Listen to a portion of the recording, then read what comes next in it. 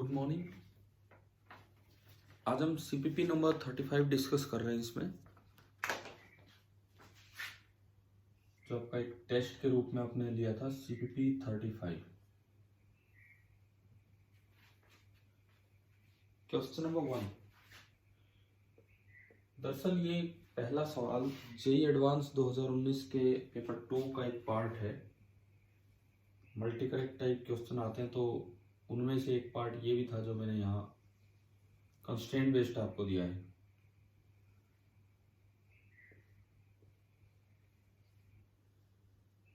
ये 2m मास है और ये पुली है, ये एक और पुली m मास एंड अगेन एक 2m मास। आपको ये दिया गया है कि ये नीचे आ रहा है a2 एक्सीलरेशन से, ये नीचे आ रहा है a3 एक्सीलरेशन से और ये आगे जा रहा है a1 एक्सीलरेशन से। आपको a1, a2 और a3 में रिलेशन निकालना था कि क्या होगा, ये हमें करना है यहाँ पे। तो सबसे पहली बात, अगर ये a1 से आगे जा रहा है, ये पुली रेस्ट पे है, तो इट मीन्स ये वाला जो पार्ट है, ये पुली ये भी नीचे जा रही होगी a1 एक्सेलरेशन से। तो हम एक डायरेक्ट फॉर्मूला जानते हैं, a2 plus a3/2 this is equal to a1, one dimensional formula. a2 plus a3/2 is equal to a1। This implies a2 plus a3 is equal to twice of a1। और you can say एक a1 इधर ले आओ, a2 minus a1 is equal to a1 minus a3 and this is your first option. ये आपका पहला option है इसमें। अब अगर आपको ये 1D फॉर्मूला ना भी आए तो आप अप्रोच और सेपरेशन मेथड से देख सकते हो। अप्रोच और सेपरेशन मेथड से कैसे? सपोज ये वाला पार्ट सेपरेट हो रहा है और इस पार्ट को पुली अप्रोच कर रही है, तो यहाँ वेलोसिटी ऑफ सेपरेशन की बात करूं या एक्सेलरेशन ऑफ सेपरेशन की बात करें तो ये a2 से आगे जा रहा है, वो a1 से पीछे आ रहा है। तो सेपरेशन की स्पीड या एक्सेलरेशन की बात करें तो सेपरेशन होगा यहाँ किस रेट से, a2 माइनस a1। चलिए अब वेलोसिटी से एक स्टेप आगे जा रहे हैं एक्सेलरेशन पे। और अगर ये एंड सेपरेट हो रहे हैं तो ये एंड अप्रोच कर रहा होगा, पीछे वाला a1 से आ रहा है, अगला a3 से, तो अप्रोच स्पीड या अप्रोच एक्सेलरेशन कितनी हो जाएगी, a1 माइनस a3। और पुली कंस्टेंट कहते हैं कि दोनों इक्वल होते हैं, तो आप इस तरीके से भी ये चीज कर सकते थे। अब जब ये जेईई एडवांस 2019 पेपर 2 में आया तो उसमें और भी पार्ट्स थे, तो ये उसका एक पार्ट था क्योंकि वहां तो मल्टी करेक्ट क्वेश्चन था ये, तो उनमें से एक पार्ट जो कंस्ट्रेंट बेस्ड था वो हमने उठाया और 4 ऑप्शन वैसे बना के आपको दिए। क्वेश्चन नंबर 2, दूसरे सवाल पे हम चलें।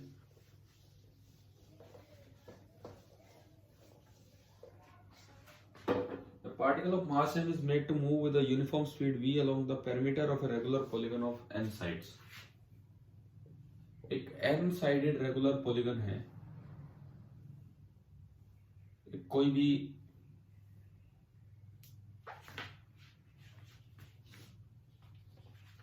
n साइडेड पॉलीगन है और उस पर एक मास m कांस्टेंट स्पीड v से घूम रहा है। The magnitude of impulse applied at each corner of the polygon. हम जानते हैं कि इंपल्स होता है चेंज इन मोमेंटम।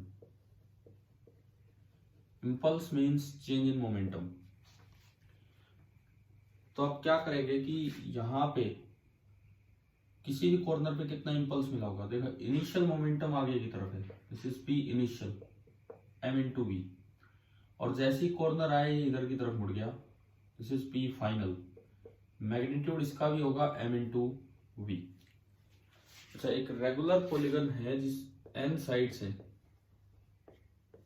पूरा घूम के 360 डिग्री एक बार फिर आना है, तो एक टर्न पे 360 बाई n एंगल बनेगा, यानी कि ये जो एंगल बनेगा ये this angle will be equal to 2 pi by n. Exterior angle regular polygon का ये होता है। अब देखो इम्पल्स चेंज इन मोमेंटम यानी कि P final minus P initial, इसका मैग्नीट्यूड अभी निकालना है। अगर दो वेक्टर हो दोनों का मैग्नीट्यूड सेम हो, जैसा कि यहाँ है mv और mv, दो वेक्टर से दोनों का मैग्नीट्यूड सेम है, तो सम का फॉर्मूला होता है 2 into F into cos of theta by 2 if mod A is equal to mod B is equal to F, और जो डिफरेंस का फॉर्मूला होता है that is 2 into F into sine of theta by 2। तो आप ये डिफरेंस निकालना है, तो 2 into magnitude of any one M V into sine of half angle, तो इन दोनों के बीच का एंगल है 2 पाई बाई एन, तो हाफ एंगल होगा पाई बाई एन, और ये आपका है ऑप्शन नंबर 2। तो सिंपली इम्पल्स निकाला, एकदम से सडन टर्न होगा वहां पे, तो ये आपका सेकंड ऑप्शन आ गया, sorry first option, option number A. Question number 3, तीसरे सवाल पे हम चले। इसमें दिया है कि 2 identical objects each of mass m moving with the speed u collide at 90 degree and stick to each other। एक ऑब्जेक्ट यूं आ रहा था, एक ऑब्जेक्ट यूं आ रहा था, मास m स्पीड u, मास m speed u, question number 3 हमारा चल रहा है, और ये दोनों कोलाइड कर गए और आपस में स्टिक कर गए। Final momentum is, final momentum बताना है। सबसे पहले तो लिखो इनिशियल मोमेंटम। तो मोमेंटम एक वेक्टर क्वांटिटी है, तो यहाँ दोनों का मोमेंटम 90 डिग्री पे है, तो इनिशियल मोमेंटम होगा mu square plus mu square, this is √2 mu। अब कोलिजन हुआ है, आपस का फोर्स लगा है, यानी कि external force on both the particles on the system of two particles is 0। बाहर से कोई फोर्स लगा नहीं है, जो भी फोर्स लगा है वो इनका इंटरनल फोर्स है। इसका मतलब बाय मोमेंटम कंजर्वेशन आप ये कह सकते हैं कि P final is equal to P initial. So ये भी आपका कितना आ जाएगा, √2mv और 2m। ये आपका आ गया ऑप्शन नंबर सी। थर्ड का इसका ऑप्शन आया सी। इसके बाद हम चलते हैं क्वेश्चन नंबर 4 पे।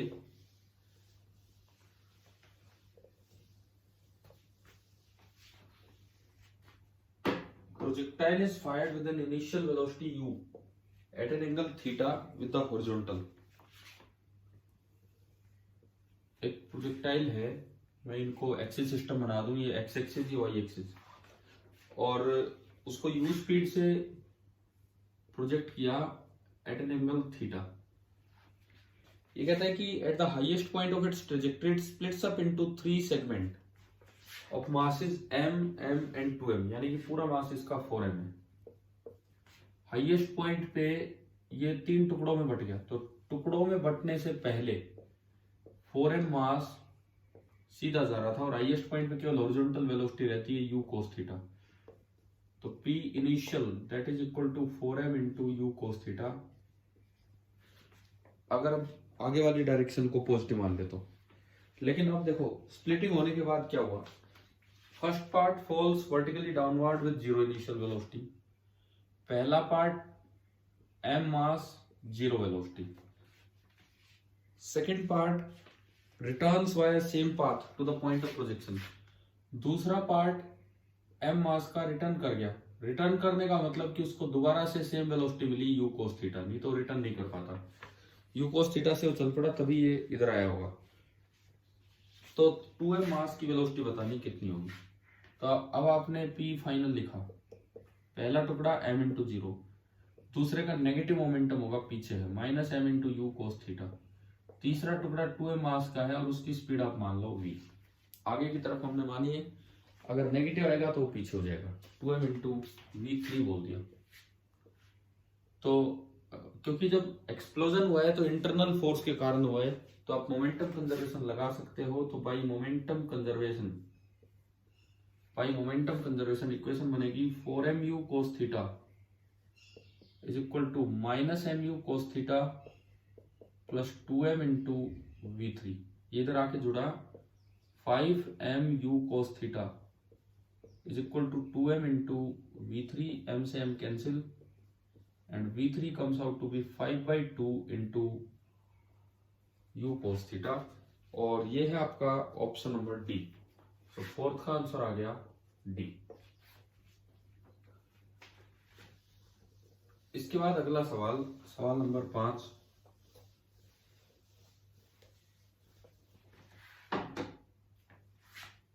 क्वेश्चन नंबर 5 देखिए, in the figure shown a person wants to raise a block lying on the ground to height h. In both the cases, if time required is same, दोनों case में आप उस block को h height t time में लाना चाहते हो, यानी कि दोनों की एक्सेलरेशन आप सेम रखना चाहते हो, then in which case he has to exert more force. मतलब जिस तरह की इंफॉर्मेशन इन्होंने दी है कि सेम टाइम में सेम हाइट चलाना चाहते हो ब्लॉक को, यानी कि आप ब्लॉक की एक्सेलरेशन, एक बार तो ये आदमी यहां फोर्स लगा रहा है, मैं F1 बोलता हूं इसे, और एक बार ये कुछ इस तरह की सिचुएशन दी गई है,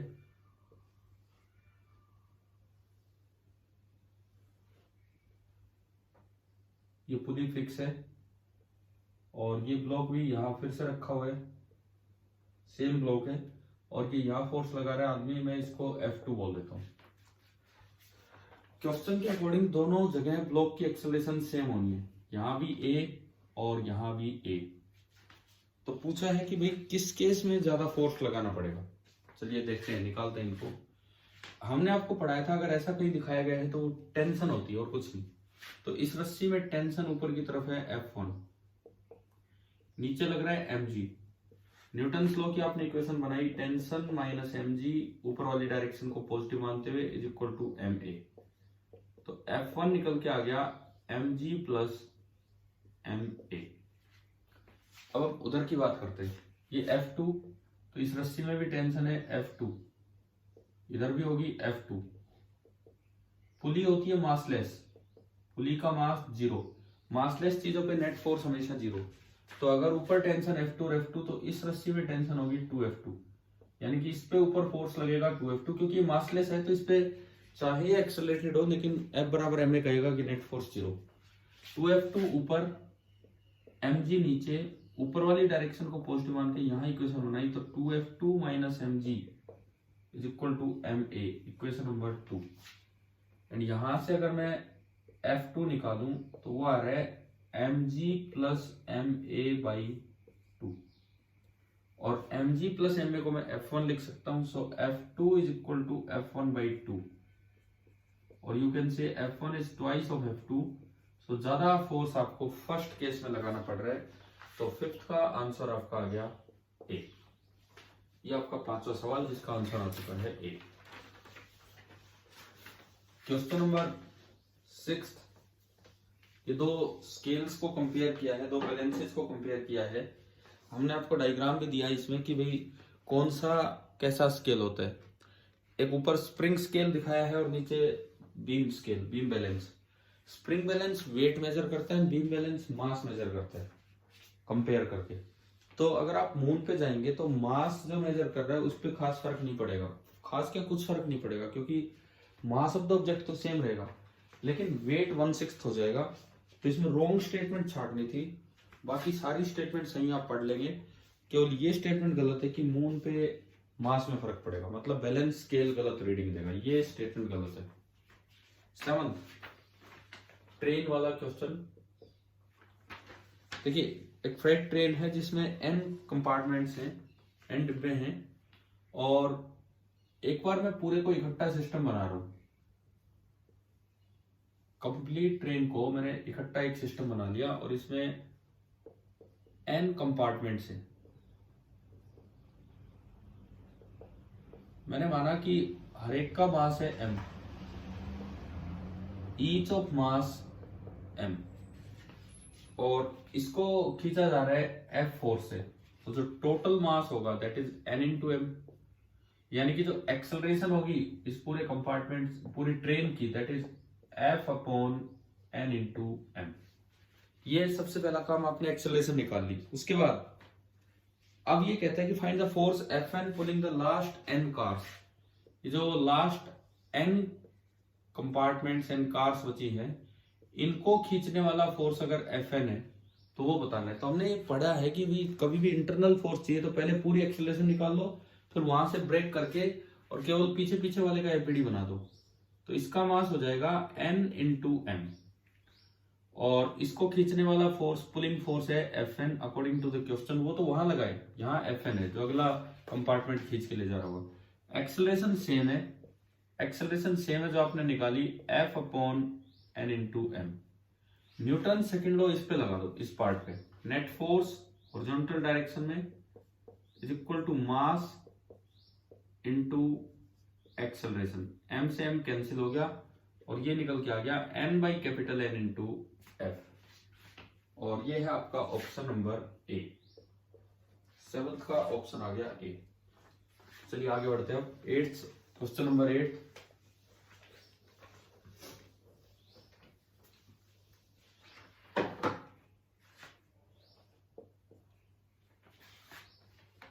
कंसीडर द फॉलोइंग सिचुएशन, और इसमें एक नहीं 4 सवाल है। 4 सिचुएशन आपको दे रखी है, चारों में एक्सेलरेशन निकालनी। फर्स्ट सिचुएशन है ये, इधर मास m है और इधर मास 2m है, और ये कहता है acceleration of the blocks in situation A are G by 3। Check करते हैं, ये नीचे चलेगा और इसमें तो एक्सेलरेशन का सीधा फॉर्मूला है m1 minus m2 upon m1 plus m2 into g and it is coming out to be g by 3, यानी कि पहली स्टेटमेंट बिल्कुल सही है। सेकंड, मतलब एक सवाल में 4 सवाल बन गए हैं ये, यही सेम चीज 4 अलग अलग क्वेश्चन उनके भी एक्सेलरेशन पूछी जा सकती थी। दूसरा देखिए, ये ब्लॉक बी है, यहां पे मास है m, लेकिन यहां पे नीचे की तरफ 2mg, so this is the tension. ये हमने पहले भी आपको बताया है कि अगर ऐसे कहीं दिखाई जाए तो टेंशन है, यानी कि इसको ऊपर टेंशन मिल रही है 2mg, नीचे वेट है mg। तो अगर इसका एक्सेलरेशन हम a माने तो ऊपर वाली डायरेक्शन को पॉजिटिव मानते हुए न्यूटन लॉ लगाया तो 2mg minus mg is equal to ma, यानी कि a is coming out to be g। This was your second option. Third, तीसरा अरेंजमेंट, इसमें कुछ ऐसा दिया गया है कि यहाँ एक m मास रखा हुआ है, स्मूथ सरफेस है, फ्रिक्शन था नहीं इस टेस्ट में, और इसको नीचे खींचा जा रहा है 2mg से। तो दिस इज द टेंशन, सो इसको भी आगे खींचा जा रहा है 2mg से। इसका वेट और नॉर्मल रिएक्शन तो वर्टिकली बैलेंस हो रहे होंगे, लेकिन जो एक्सेलरेशन इसमें आएगी आगे a की फोर्स है 2mg is equal to m into A. m से m गया और यहां से a बराबर आ गया 2g। उससे अगला लास्ट सिचुएशन आपको ये दिखाई गई है कि यहां एक मास है m और यहां पे एक मास है 2m, तो इसमें एक्सेलरेशन पूछिए। तो देखिए, इसमें नीचे फोर्स 2mg, ऊपर टेंशन T, इसमें टेंशन T, और mg और नॉर्मल तो वर्टिकली बैलेंस हो रहे हैं। मान लो इसकी एक्सेलरेशन है a, तो इसकी एक्सेलरेशन भी हो जाएगी a। अब अगर मैं इस पे न्यूटन लॉ लगाऊं, नीचे वाली डायरेक्शन को पॉजिटिव मानते हो, तो 2mg minus T is equal to 2m into A. इस पे लगाए तो t is equal to ma, दोनों को ऐड किया, t से t गया, तो 2mg is equal to 3ma, m से m भी गया, तो यहां से a निकल के आ रहा है 2g बाई 3। तो आपको 4 सिचुएशन इस तरह बना के दी थी कि चारों की यही एक्सेलरेशन लिखी है, मींस ऑल आर करेक्ट। तो 8 का आंसर आपका बन गया सी। हम चलते हैं क्वेश्चन नंबर 9 पे। एक्ट्रूड मशीन पे एक सीधा सवाल था क्वेश्चन नंबर 9, जो अभी 8 किया उससे कहीं आसान, उसका बस एक पार्ट है 9। हालांकि इसमें मैंने थोड़ी इन्फॉर्मेशन आपको दी थी कि इसको एक्ट्रूड मशीन क्यों बोला जाता है। 1784 में ये जो पुली सिस्टम है कि ये भी एक मशीन है, ये एक्ट्रूड ने, जॉर्ज एक्ट्रूड ने इसका आविष्कार किया था। अब ये लिखता है एक एक्ट्रूड मशीन है जिसमें एक मास M1, क्वेश्चन नंबर 9 हम चल रहे हैं, M1 है 300 ग्राम, M2 है 600 ग्राम। टेंशन तो हम जानते हैं सीधा formula 2m1m2 upon m1 plus m2 into G. आप इनको केजी में लिख सकते हो, 0.3 kg एंड 0.6 kg। आपने फॉर्मूला लगाया 2 इंटू 0.3 इंटू 0.6 डिवाइडेड बाई 0.9, ये 3 हो गया, 0.2 हो गया और इंटू जी चल रहा है। It is coming out to be 0.4 G. अब आप जी को 10 लेके निकालते हो तो 4 न्यूटन आ गया। 4 न्यूटन लेने में कोई ऑप्शन नहीं था, लेकिन 3.9 न्यूटन है। इट मींस आप जी को 9.8 ले लें, जी को 9.8, तो 4 8 32, 4 9 36 और 3 39, तो 3.92 न्यूटन। तो ये आपका आंसर बन रहा है बी। बड़ा आसान सवाल था इस टेस्ट का, यूं लगा लो सबसे आसान सवालों में से एक है। क्वेश्चन नंबर 10th देखते हैं। 10th में है कि आपको यूं दिया गया है, ये एक अरेंजमेंट है और इधर मास है m, इधर भी मास है m और इसके ऊपर रखा है स्मॉल m। ये अरेंजमेंट है। This is B, this is C, A। अब ये लिखता है acceleration of block A is, सबसे पहली बात A की एक्सेलरेशन। तो भाई एक्सेलरेशन का फॉर्मूला है m1 माइनस m2, बड़े में से छोटा घटाओ, बड़ा है m plus m minus m upon m1 plus m और इंटू g। इस m से m गया, तो ये निकल के आया m upon 2m plus m into G. ये आपका एक्सेलरेशन निकल के आता है फर्स्ट पार्ट में। सेकंड पार्ट मतलब 10th का तो आंसर आ गया A। अब मैं बात करूं क्वेश्चन नंबर 11th की। In the previous question the normal reaction on M, इस पे नॉर्मल रिएक्शन कितना लगेगा? तो आप केवल इस M का एफबीडी बनाओ। इस पे नीचे लग रहा होगा mg, ऊपर लग रहा होगा नॉर्मल रिएक्शन, परंतु ये नीचे आ रहा है A एक्सेलरेशन से, तो mg ज्यादा होगा, नॉर्मल कम होगा। नीचे वाली डायरेक्शन को पॉजिटिव मानते हुए न्यूटन लॉ लगाया, mg minus n is equal to na, और यहां से n आ गया mg minus m into a। अब मैंने a की वैल्यू रखी उठा के यहां, तो a की वैल्यू है m into G divided by 2m plus m।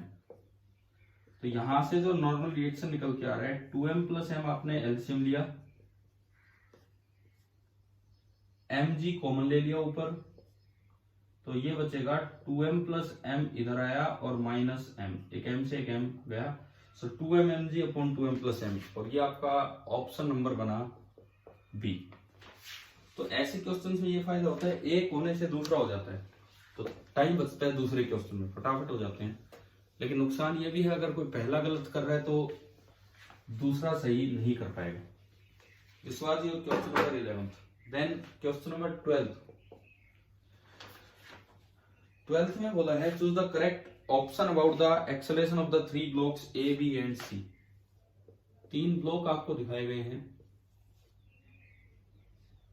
पहला ब्लॉक जिसका मास है m, और यहां जो ऐसे दिखाया जाएगा that is tension, that is tension. इसका मतलब यहां पे टेंशन है 2mg, नीचे वेट है mg, और हमने माना कि एक्सेलरेशन ऊपर है a, तो न्यूटन लॉ लगाया 2mg minus mg is equal to ma, 2g minus g, तो a बराबर आ गया g। पहली सिचुएशन में ये। सेकंड अगर हम देखें यहां पे, सेकंड एक एक्ट्रूड मशीन टाइप काम है, ये 2m और ये m। तो दूसरे केस में अगर आप एक्सेलरेशन निकालो, ये A1, मैं A सेकंड में निकालता हूं, A2, ये एक्ट्रूड मशीन है, तो M1 minus M2 upon M1 plus M2 into G। So A2 is coming out to be G/3। Third, तीसरे में सिचुएशन ये दे रखी है कि यहां पे ये एक मास है M, ये एक और मास M है, लेकिन इस पे नीचे एक एक्स्ट्रा फोर्स लगाए जा रहे हैं, वेट नहीं है, हम दिखा रखा है कि mg लग रहा है, एक mg इसका वेट लग रहा होगा, एक mg ये लग रहा, ऊपर टेंशन है T, यहां भी ऊपर टेंशन T, नीचे केवल इसका वेट, तो ये नीचे आएगा A एक्सेलरेशन से, क्योंकि नीचे ज्यादा लग रहा है, और ये ऊपर जाएगा A से।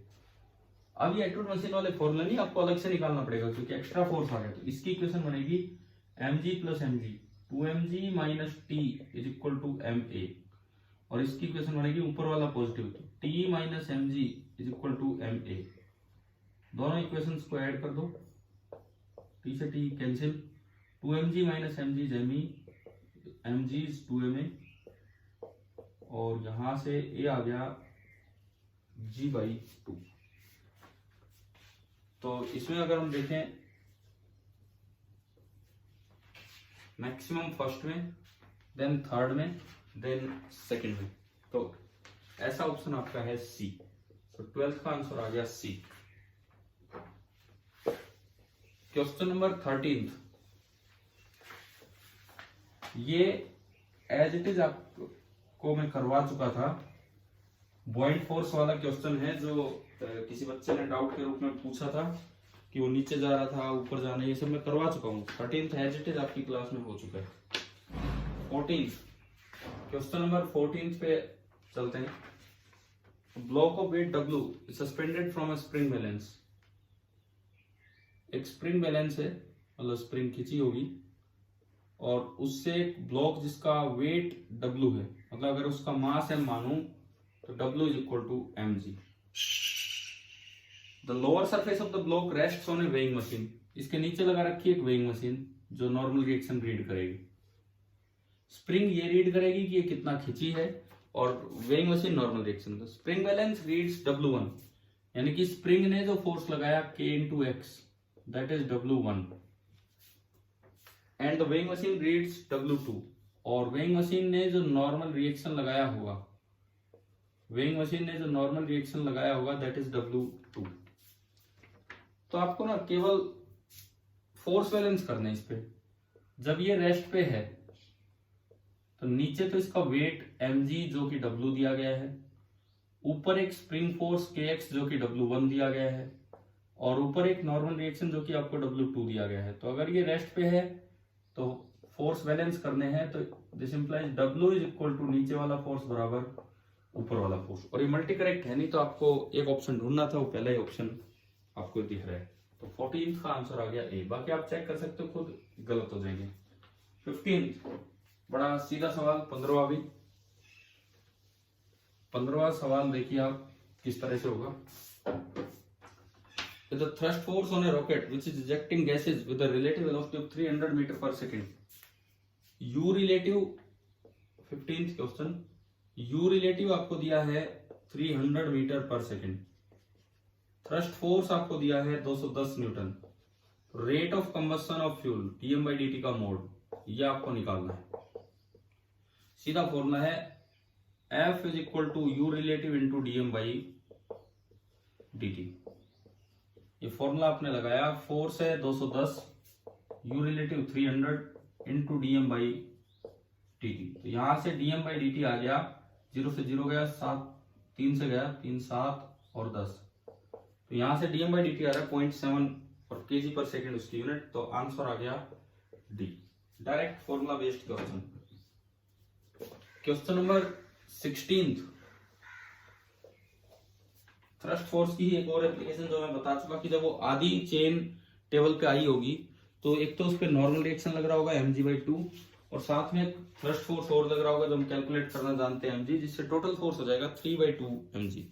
ये शायद आप सभी को आता होगा। 17th, शूडो फोर्सेस जब बताए तो उसमें ये वाली एप्लीकेशन ली थी 17th क्वेश्चन वाली, कि अगर आप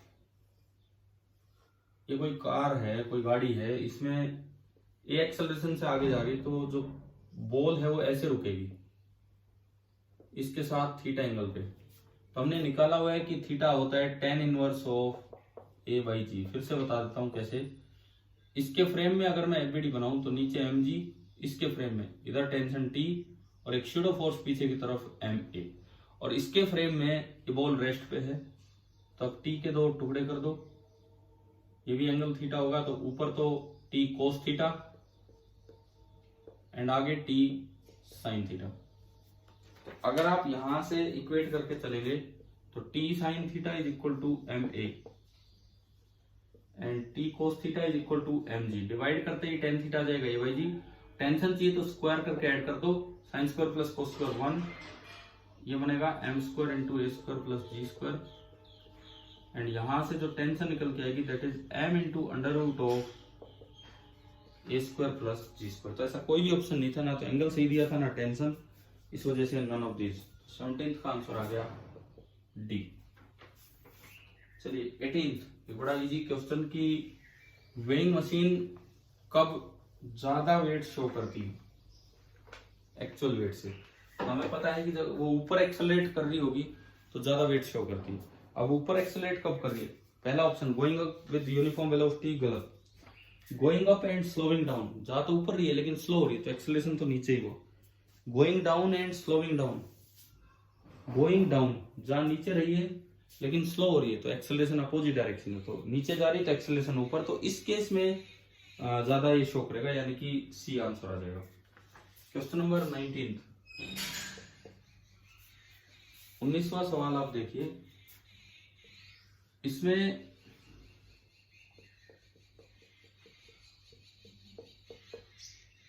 इस तरह का अरेंजमेंट दिखाया गया है। ये कोई एक ब्लॉक है बी, ये एंगल दिया गया है थीटा, और इसके साथ एक स्लाइडिंग ऐसी वो बना रखा है कि ये यूं है।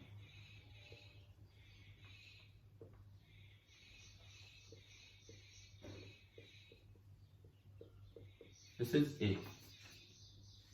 अब जब ये आगे जाएगा तो हम अपनी कॉमन सेंस से बता सकते हैं कि ये नीचे आएगा। ऐसा है कि ये दीवार के साथ साथ क्यों फिसल रहा होगा। अगर ये कोई चीज खिसकने लग जाए तो ये चीज नीचे गिर जाएगी, यही हमें देखना है इसमें।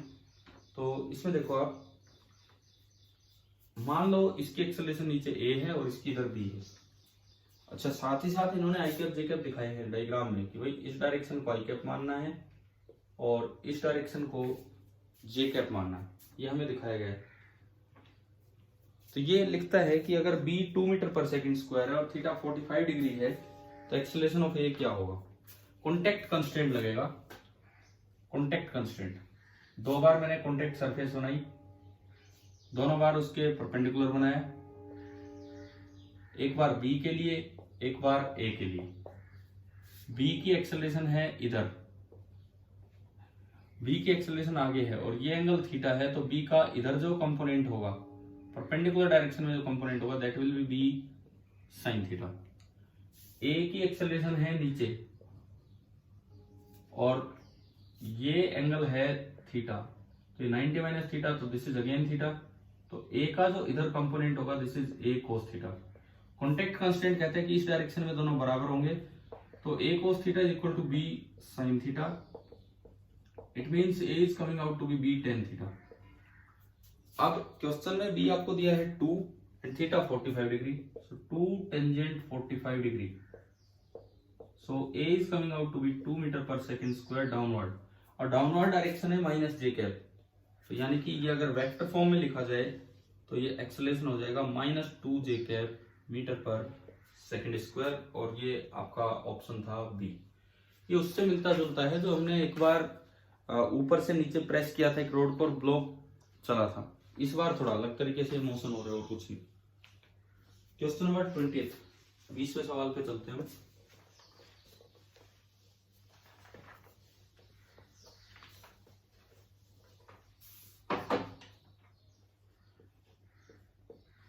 देखिए, reading shown in the 2 spring balances S1 upper and S2 lower.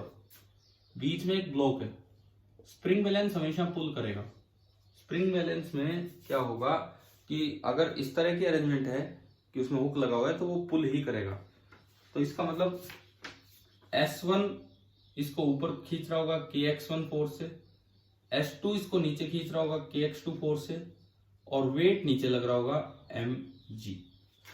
अब ये लिखता है कि S1 रीडिंग दे रहा है 90 kg। 90 kg रीडिंग देने का मतलब है कि KX1 होगा 90 इंटू जी, क्योंकि वो फोर्स मेजर करता है, दिखा किलोग्राम में देता है लेकिन ये S2 रीडिंग दे रहा है 30 kg, तो KX2 होगा 30 इंटू जी, और एक लग रहा है नीचे mg। और साथ ही मास स्टेशनरी है, ये रेस्ट पे है, लिफ्ट चल रही है। तो मास ऑफ द ब्लॉक केवल फोर्स बैलेंस करने, नीचे की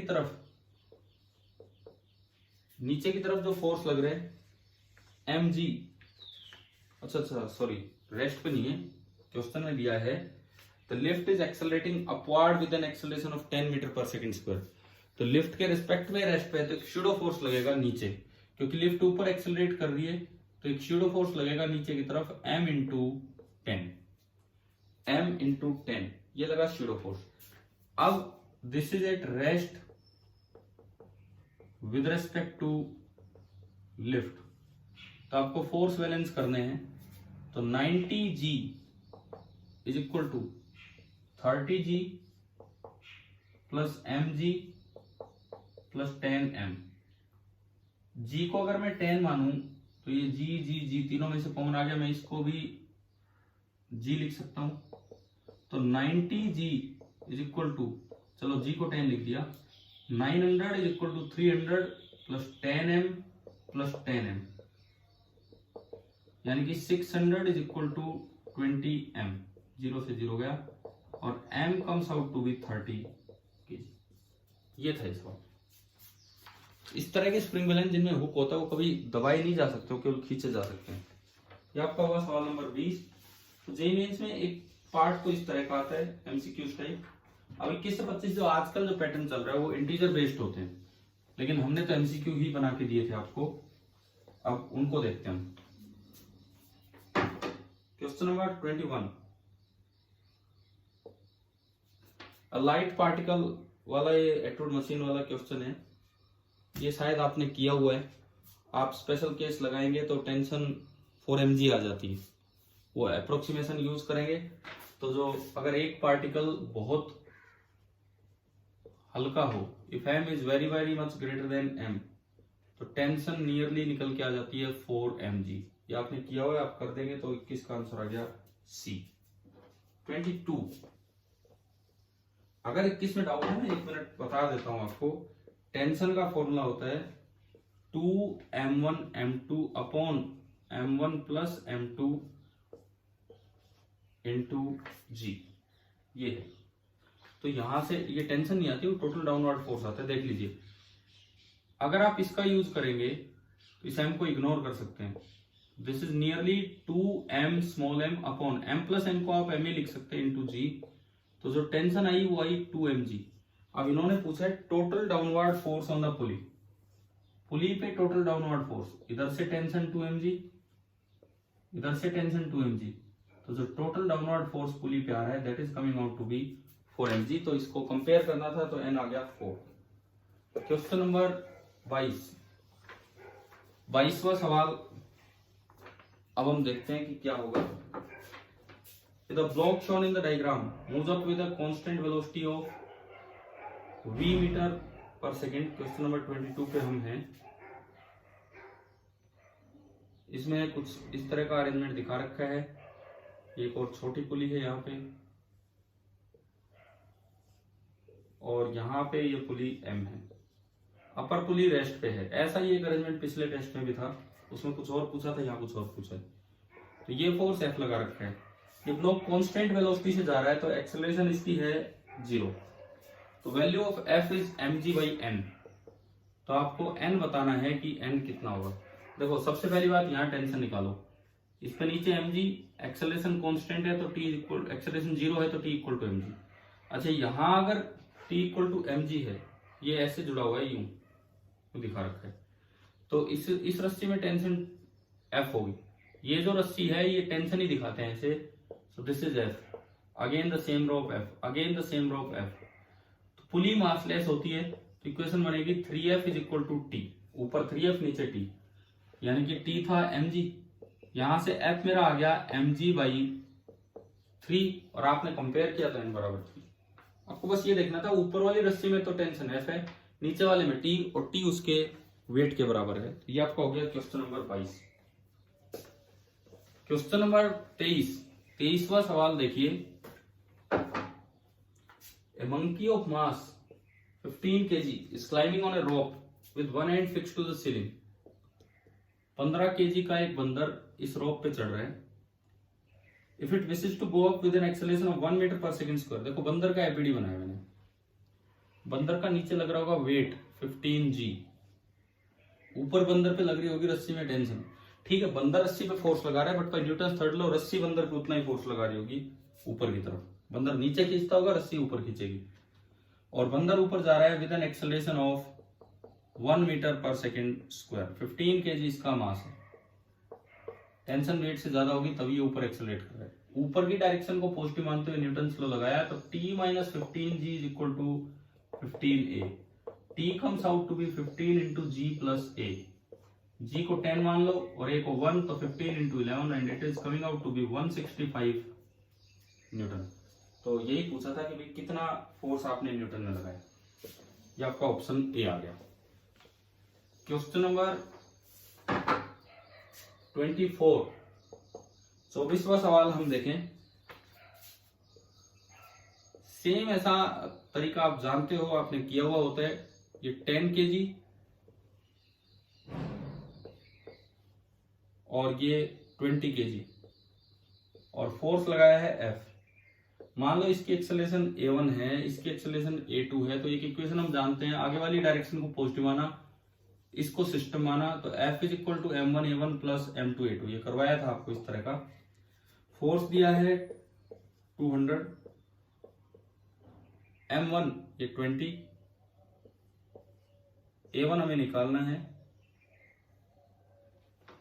प्लस m2 10 और a2 दे रखा है 12, तो 120 हो गया। 120 आके घटेगा तो 80 is equal to 20 into a1 and a1 comes out to be 4 metre per second square. तो आंसर आ गया ये t।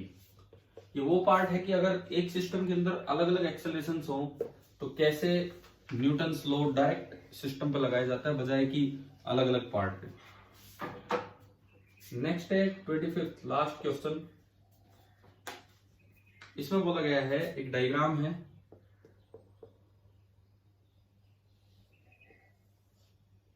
इस तरह का अरेंजमेंट है और यहां एक ब्लॉक ए अटैच है।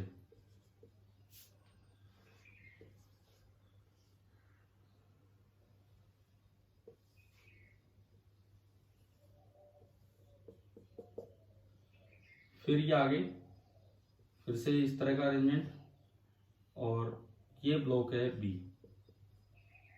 ए की हाइट ग्राउंड से y है। अच्छा, और ये y जो है ये चेंज हो रहा है, y is equal to t square by 4। तो इन्होंने बोला है डाउनवर्ड एक्सेलरेशन ऑफ b क्या होगी, डाउनवर्ड एक्सेलरेशन ऑफ b क्या होगी अगर a का y बढ़ता जा रहा है टाइम के साथ ऐसे। तो सबसे पहले काइनेमेटिक्स जनरल इक्वेशन से आप एक्सेलरेशन ऑफ a निकालो, dy बाई dt निकाल लो, this is the velocity of a। तो ये आपने किया 1/4 बाहर और टी स्क्वायर का 2t, it is coming out to be t/2। फिर एक्सेलरेशन ऑफ a निकालो dv बाई dt एंड वो आपका आया d by dt of t/2, 1/2 बाहर आ जाएगा and dt by dt is 1। So acceleration आ गया, a का एक्सेलरेशन आ गया 1/2 मीटर पर सेकेंड स्क्वायर, इसका एक्सेलरेशन आ गया 1/2 मीटर पर सेकेंड स्क्वायर। अब तो केवल कंस्टेंट है और कुछ भी नहीं। देखिए कैसे, क्या है आगे, ये पुली है, ये हाफ, तो ये भी हाफ से आगे जा रही है, ये एंड फिक्स दीवार से अटैच है, सबसे 0, तो इसका कितना होगा, इसका कुछ भी a1 मान लो, a1 प्लस 0/2 बराबर हाफ, a1 प्लस 0/2 बराबर हाफ, तो a1 1 आ गया, यानी कि ये पॉइंट 1 से ऊपर जा रहा है, ये रेस्ट पे, तो ये पॉइंट 1 से नीचे आ रहा है, तो ये पुली 1 से नीचे आ रही है, ये रेस्ट पे, ये अटैच है फिक्स पॉइंट के साथ 0, तो इसकी क्या होगी a2 मान लो, ये A1 मानी थी, तो A2 प्लस 0/2, A2 प्लस 0/2 बराबर 1, तो A2 आ गया 2। इसका मतलब ये 2 से नीचे आ रहा है, ये पुली भी 2 से नीचे आ रही है, ये 0 क्योंकि फिक्स पॉइंट से अटैच है, इसकी A3 मान लो। अगेन A3 प्लस 0/2 बराबर 2, और यहां से जो A3 हमें चाहिए था वो आ गया 4 इन SI यूनिट, या जिस भी यूनिट में ये चल रहा है, हाँ SI यूनिट में है, तो आंसर आ गया C।